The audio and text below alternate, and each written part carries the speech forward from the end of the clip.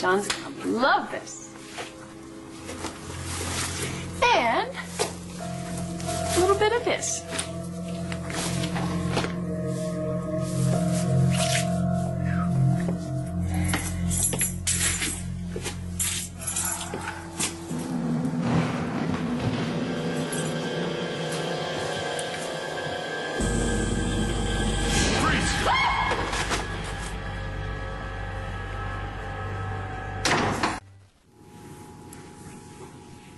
Holy cannoli.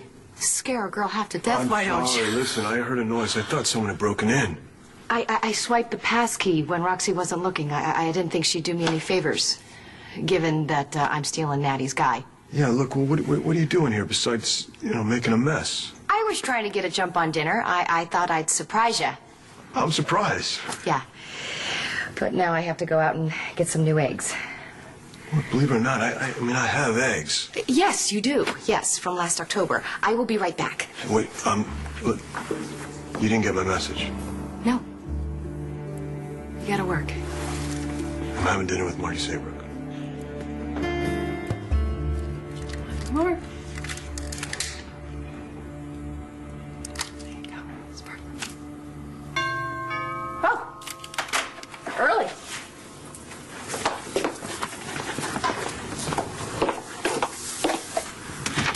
John, hi. You're expecting Lieutenant McBain? Dr. Bahari, what are you doing here? We need to talk, Marty. I know what you did. Anything I said to you in our session about changing Liam's paternity records and making it look like Brody's the father and not John, that's all privileged. I'm talking about what you did after the session. You took the tape I made of our session together. What are you talking about? I left it with the receptionist for filing. And it's missing? You've lost the Why would I take it? I haven't touched it. Why would I do that? Because it's a record of your admission that you altered Natalie's medical record. Yes, and it's confidential. But apparently now it's floating around the hospital with my name on it. So you're saying you didn't take it? No, I don't believe this. How careless are you? Well, if you haven't taken it, I'm sure it'll turn up. No, I haven't. Why would I? I went to you, I confessed to you on my own free will, knowing that what I said in that room would stay in that room. You can't even use it to recommit me. But Marty, I was under the impression that you'd come to me to work on your issues. I am. Why do you think I confessed in the first place? I feel so much better now that I don't have to carry all that around. But Marty, you need to take responsibility for what you've done. You're a psychiatrist, you know this. You just can't give your guilty secrets to me and then continue to deceive John and Natalie. Don't you want to heal? No, I wanted to get out of St. Anne's, which required outpatient treatment. You. So you're manipulating the system? Isn't therapy wonderful? So you're breaking our date to have dinner with Marty? Was she right?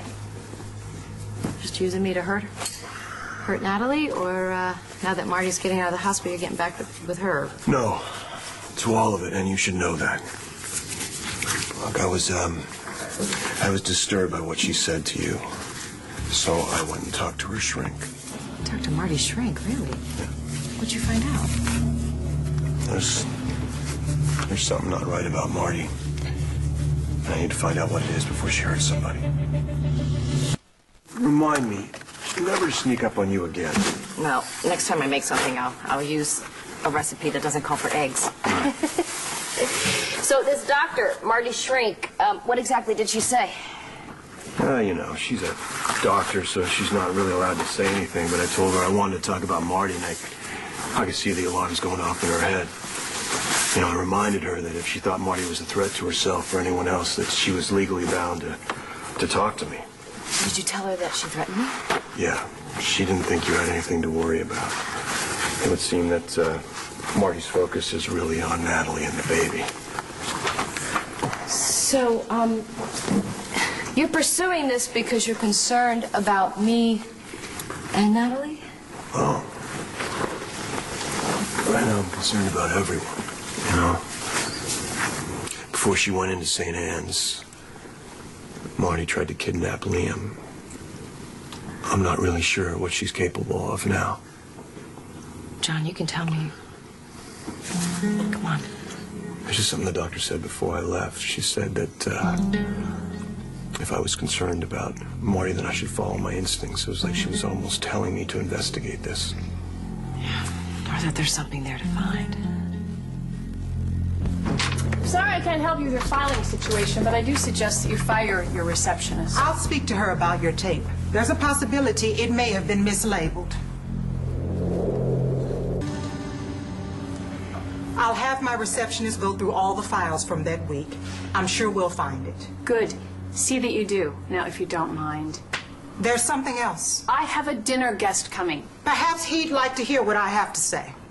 Marty, I realize I have no legal recourse when a patient confesses to a crime. I'm still bound by the rules of confidentiality. I'm glad to hear it. But that doesn't absolve me as a person. What you're doing is wrong. Okay, what would you like me to do? That you tell him yourself. If you tell him what you've done and that he's Liam's father, I'll do whatever I can to help you. And what do you have? All right, well, nice try, but no deal. Can you live like this? I think the question is, can you? I don't have a choice. We both know I'm bound by the law. That's right. You say anything about what we said in my session, you lose your license. So you're just going to give it to me? Let me deal with your dirty work. That's your job. But I'm sorry, I do sympathize a little bit. I've run into that myself when I've had a patient confess to something and I can't take it to the police.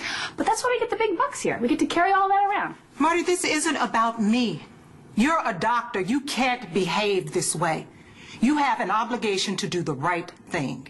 Yes, I do the right thing. Dinner for two with John McBain. So the right thing.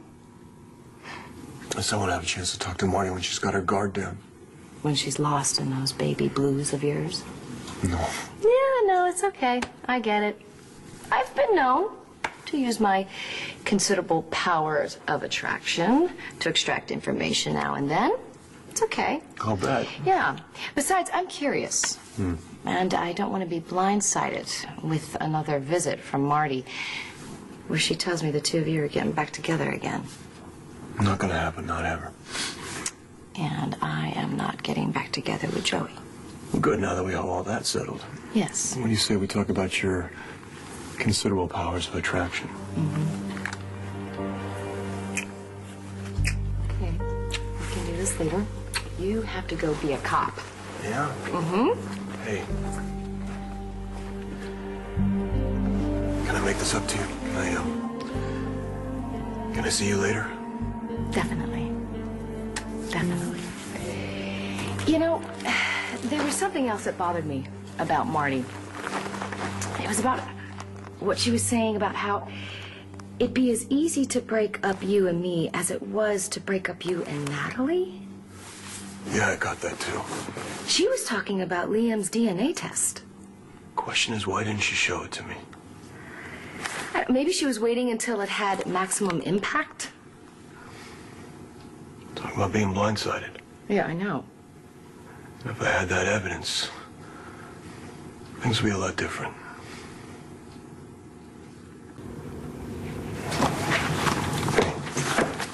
I'm sorry again about dinner. Oh, we'll do it another time. Yeah? No big deal. Anyway, I have a stringer over at the courthouse. He's waiting on Jessica's custody hearing, so I better get over there and check it out myself. Which reminds me, Blair and I found this in Todd's office. It was taped on the inside of his desk. Inside his desk? Like he was hiding it? Yeah, absolutely. Blair and I thought it had something to do with why he was shot. So I ran it through a decryption program I found on the internet, but no go. Well, it's because I need to get you your very own decoder ring. I'll have a look at that later. You, have fun with Marty, okay? How am I supposed to concentrate on work when you do stuff like that? Check her stove. Make sure she's not boiling a bunny.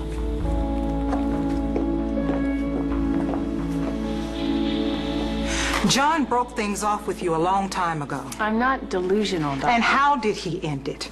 If I recall from your file, you'd stolen a letter from his desk. No, I didn't steal it. I gave it to him. But not right away. You hid it. You lied about it. And now you've lied to him again. Do you really think you can keep this up? Lying to a man who can't abide lies? Do you think you can take that kind of pressure? Always keeping a secret? No, but see, it won't be a secret because I will come to your little office every week and tell you everything that I'm telling John. No, I'm sorry. I won't do that. But you have to. You're my court-appointed psychiatrist. Now, if you'll excuse me. Marty, I couldn't live with myself if I allowed you to do this. You're hurting yourself, John, Natalie Banks, the child. I know it's hard, but guess what? You either keep your mouth shut or you lose your career. Well, then maybe that's what has to happen. Clint, I've seen... Natalie. What? No date with John tonight? He had other plans. So can I assume Ford and Tess lost custody? You're smarter than I thought. Vicky has custody of the baby now, right? No. Actually, Joey and Aubrey have custody.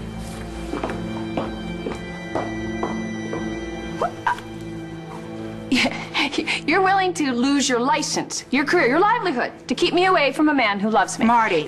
You're willing to do all that? And how will you pay for your legal fees? Because I will sue you, and you may end up spending time in jail. It's a civil offense. And you will have plenty of time to think about it when you're on the unemployment line. And to think it was all because you wanted to help people. I'm not going to give up on you, Marty. And you're obviously not going to tell. So, I will see you at our next session, Doctor. Now, if you'll excuse me. You are aware that even if I keep your secret, someone will discover you changed those paternity records. Who's gonna tell? We're the only two people in the world who know the truth. Now, please, get going, okay? And not a word to John McBain.